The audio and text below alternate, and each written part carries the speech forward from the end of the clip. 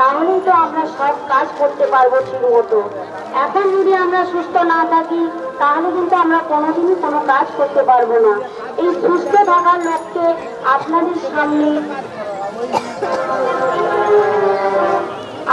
সামনে কচি কাঁচারা তুলে ধরছে যে কিভাবে আমরা সুস্থ থাকতে পারি গান নাচ নাটকের মাধ্যমে।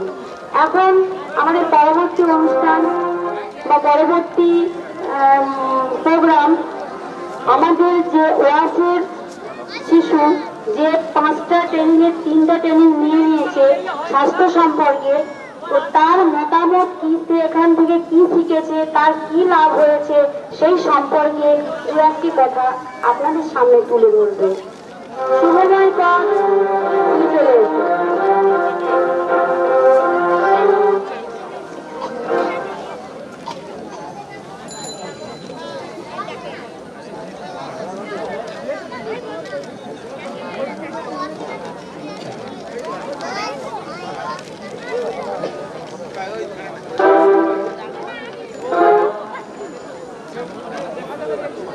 हेलो नमस्कार। এখানে উপস্থিত সকলকে শ্রদ্ধা ও ভালোবাসা জ্ঞাপন করে আমি এই হ্যান্ড ওয়াশ প্রোগ্রামে অংশগ্রহণ করে কতটা উপকৃত হয়েছি তা আপনাদের সামনে বলছি। আমি শুভময়কর তিনি ময়নার একজন ক্যান্সার শিশু। এই হ্যান্ড ওয়াশ প্রোগ্রামে আমিও আমার অংশগ্রহণ করি। এখানে মাসে একবার করে স্বাস্থ্য সচেতনা সম্পর্কে রিভিউ হয় ও সেখানে আমরা অনেক কিছুই জানতে পেরেছি, যেমন জীবাণু কি, আমাদের দেহে কিভাবে আসে, আসলে কি হয় ও কিভাবে আমরা এদের হাত থেকে মুক্তি পেতে পারি। শুধু তাই নয়, আমরা জানতে পেরেছি হাত কখন নেবো, কিভাবে দেবো, দাঁত কখন কখন মাজবো ও কিভাবে মাজবো। ট্রেনিংয়ে শেখা সমস্ত নিয়মগুলি আমার ঘরে সবাই মেনে চলেছি, যার ফলে আমাদের বাড়িতে অসুখের প্রকোপ অনেকটাই কমেছে। আমরা সুস্থ আছি। ভবিষ্যতে যদি এরকম ট্রেনিং হয় তাহলে আমরা এতে অবশ্যই যোগদান করব। এই আশা রেখে সকলকে পুনরায় শ্রদ্ধা জ্ঞাপন করে আমি আমার এই ক্ষুদ্র বক্তব্য শেষ করলাম। এবার একজন মা যে এই প্রোগ্রামে অংশগ্রহণ করে তার কি মনে হয়েছে তিনি এসে আপনাদের সামনে কিছু কথা বলছেন। ময়না মণ্ডল, তুমি চলে এসো। নমস্কার।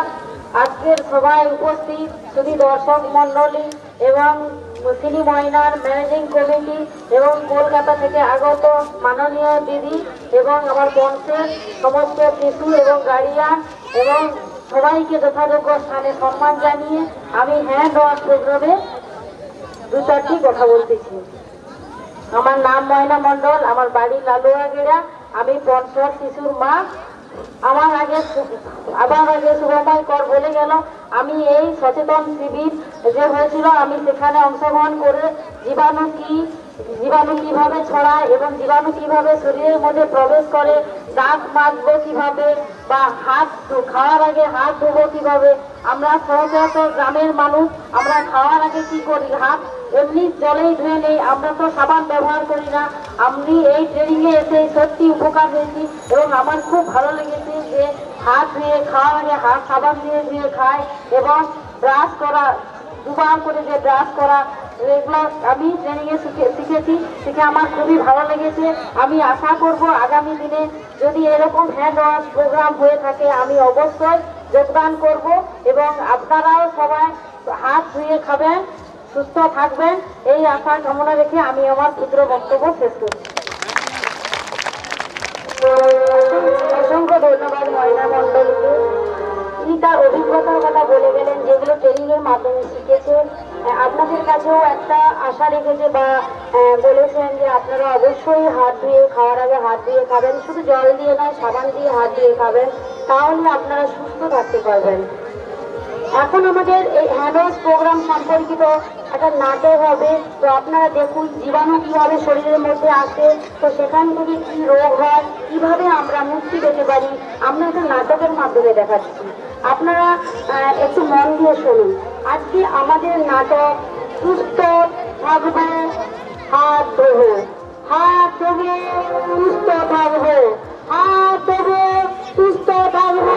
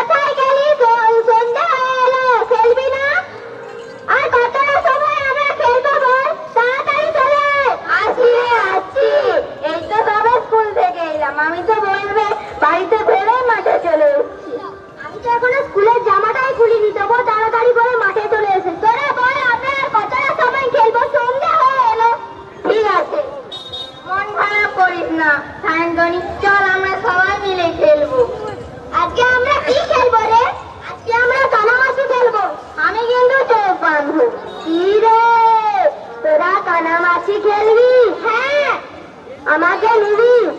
নেব নেব, তবে একটা শর্ত আছে, খেলার শেষে তোকে আমাদের সঙ্গে ক্যাচ ক্যাচ খেলতে হবে। হ্যাঁ, তাহলে তো খুব মজা হবে।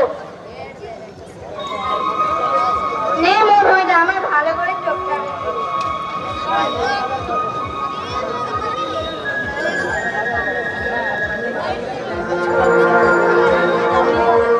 কানামাছি যাকে ভাবি তাকে আমাকে ধরতে পারে না, আমাকে ধরতে পারে না। আমার এসব খেলতে ভালো লাগছে না, চল একটু বল খেলেই বাড়ি যাই। হ্যাঁ চল, আমরা বল খেলেই বাড়ি যাই। এই নে এই নে আরো বলে দে, এই নে এই নে এই নে আরো বলে দে। এই আমার তো একদমই মনে নেই, আজকে টিউশন স্যার পড়াতে আসবে। যাই রে বাড়ি যাই, অন্ধকার হয়ে গেল। না বলবো আবার বল নিয়ে আসবি কিন্তু। হ্যাঁ আসবে, চল চল আমরাও বাড়ি চল।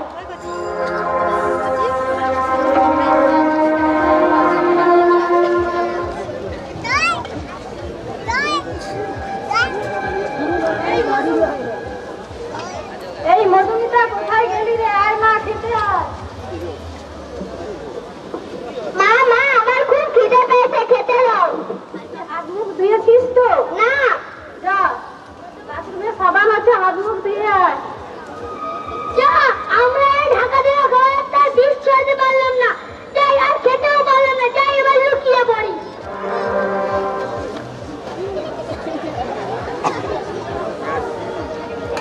খাওয়া ঢাকা দেওয়া আছে, আমরা আর এতে বিষ ছড়াতেও পারলাম না আর খেতেও পারলাম না, তাই লুকিয়ে পড়ি। মা আমার হাত ধোয়া হয়ে গেছে, খেতে দাও। আয় মা, বল।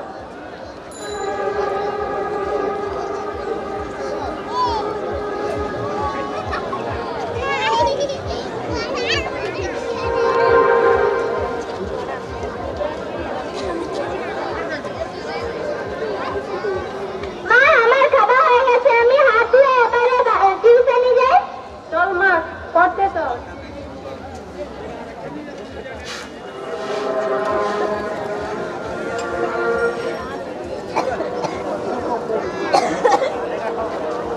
কি মজা!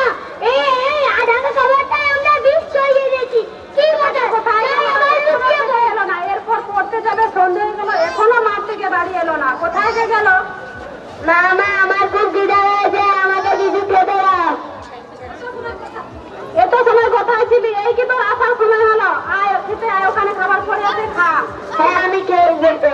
যা, খা।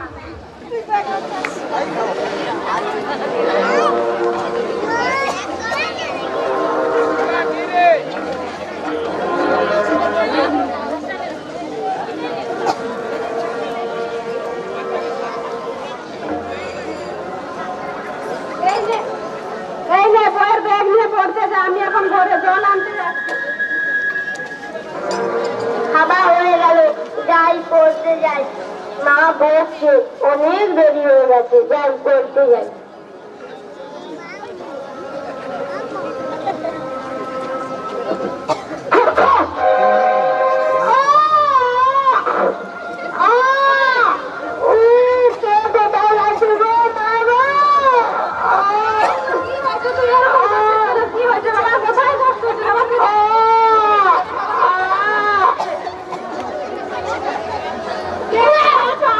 আমার ছেলেটা খুব কষ্ট পাচ্ছে,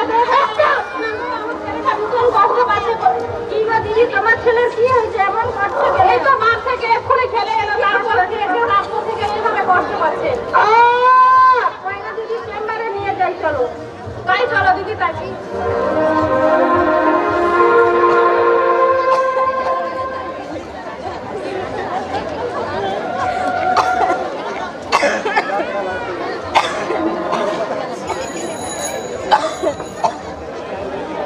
ডাক্তার দিদিমণি দেখেন, আমার মেয়েটা প্রচুর পেটে যন্ত্রণা হচ্ছে, কিছুই খেতে পারছে না। বসো।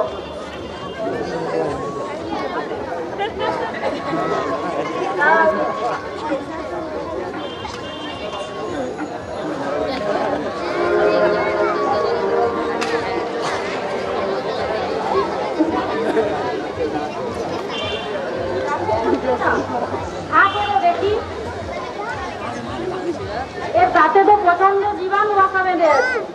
তাতে ডাক্তার না দেখালে ওর অল্প বয়সেই দাঁত পড়ে যেতে পারে। তাহলে কি করবো দিদিমণি? ঠিক আছে, আমি ওষুধ লিখে দিচ্ছি, ওষুধ এনে ওকে খাওয়া, দাঁতের যন্ত্রণা কমে যাবে। আর হ্যাঁ, ওকে ডাক্তারের কাছে নিয়ে যাবে অবশ্যই। আর শোনো, তোমরা সকলে দুবার করে ব্রাশ করবে। রাতে সকালে ঘুম থেকে ওঠে এবং রাতে খাওয়ার পর ঘুমানোর আগে। আর একটা ব্রাশ 3 মাসের বেশি ব্যবহার করবে না। আর ভালো থাকবে, যাতে ডাক্তারের কাছে নিয়ে যাও, গেলে জানতে পারবে। ঠিক আছে দিদিমণি, আসছি।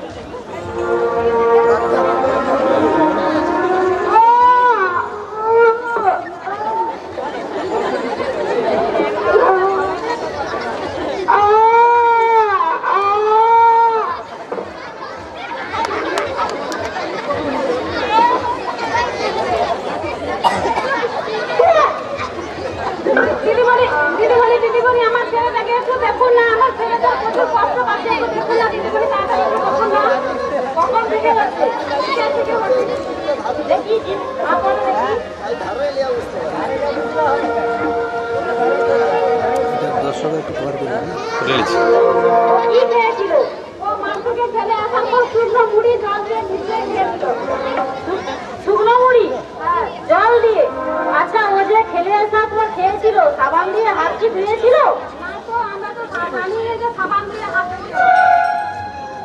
আসলে হয়েছে কি,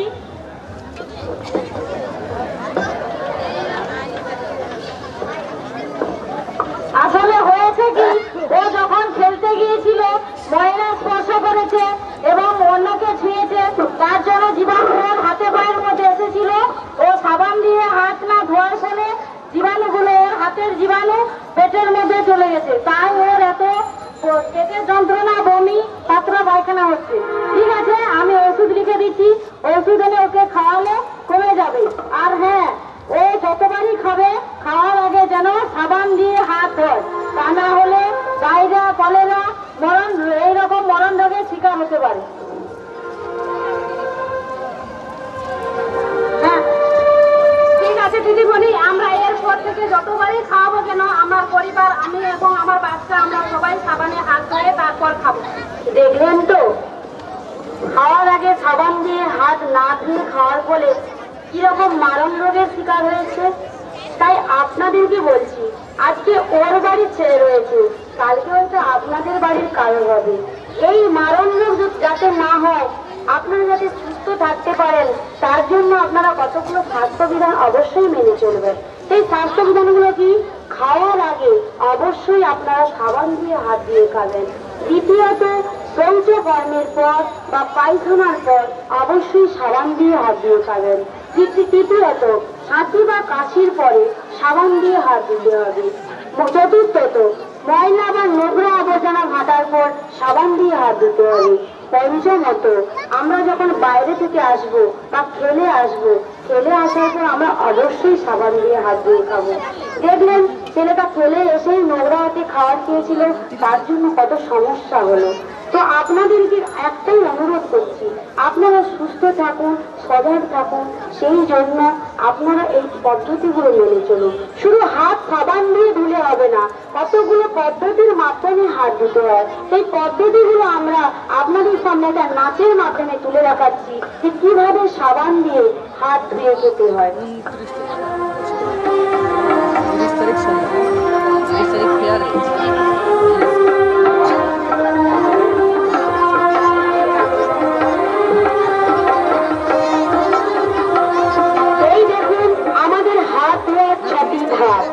এই 6টি উপায়ে যদি আমরা হাত ধুয়ে খাই, তাহলে কিন্তু আমরা জীবাণুদেরকে মারতে পারবো। প্রথমে আমরা বালতি থেকে জল নিয়ে হাতটাকে ভিজিয়ে নেব, তারপরে আমরা ওই হাত ভেজা জলে সাবান দিয়ে ভালো করে ঘষবো। আমাদের প্রথম ধাপ, আমরা ওই সাবান হাতটাকে ভালো করে ধোয়াতে ঘষবো। দ্বিতীয় ধাপ, আমাদের হাতের পেছন সামনের যে আঙুলগুলো আছে, আঙুলের মধ্যে আঙুল ঢুকিয়ে ভালো করে পরিষ্কার করতে হবে, কারণ ওই আঙুলগুলোর ফাঁকেই জীবাণুরা বেশি লুকিয়ে থাকে। তৃতীয় ধাপ, আমাদের হাতের যে প্রত্যেকটা আঙুল আছে, ওই আঙুলের মধ্যে জীবাণুরা বাসা বাঁধে। তাই জীবাণুদেরকে তাড়ানোর জন্য আমরা প্রত্যেকটা করে করে ঘষবো যাতে জীবাণুরা চলে যায়। চতুর্থ ধাপ আমাদের নখের মধ্যে জীবাণু থাকে, সেই নখের জীবাণুকে তাড়ানোর জন্য দু হাতের নখে এমন করে ঘষবো, তাহলে জীবাণুরা নখ থেকে বেরিয়ে যাবে। আর পঞ্চম ধাপ, হাতের তালু এবং নখ একসাথে ঘষতে হবে। ওই তালুর মধ্যে জীবাণু থাকে এবং নখের মধ্যে যে জীবাণু থাকে, এইভাবে ঘষলে জীবাণুটা বেরিয়ে চলে যাবে। আমাদের শেষ ধাপ, হাত ধোয়ার যে শেষ ধাপ, আমরা এতক্ষণ যে পদ্ধতিগুলো মেনে চললাম, ভালো করে কবজি পর্যন্ত সাবান দিয়ে হাত ঘষে ঘষে পরিষ্কার জলে ধুয়ে তারপর আমরা হাওয়াতে নাড়িয়ে নেব। আমরা অন্য কিছুতে যদি আবার ঘষি তাহলে আমাদের হাতের মধ্যে আবার জীবাণু চলে আসবে। হাওয়াতে নাড়ালে জীবাণুটা চলে যাবে। দেখলেন তো, যেই জীবাণু প্রথম থেকে এত কিছু বলেছিল, এই 6টি পদ্ধতির মধ্যে হাত ধোয়ার পরে এই জীবাণুদের কেমন অবস্থা হয়েছে, জীবাণুরা কিন্তু চলে গেছে, অর্থাৎ আমরা সুস্থ থাকছি। তাই আপনাদের কাছে আমি একান্তভাবে অনুরোধ করছি, আপনারা সবাই হাত ধুন, সজাগ থাকুন, সুস্থ থাকুন।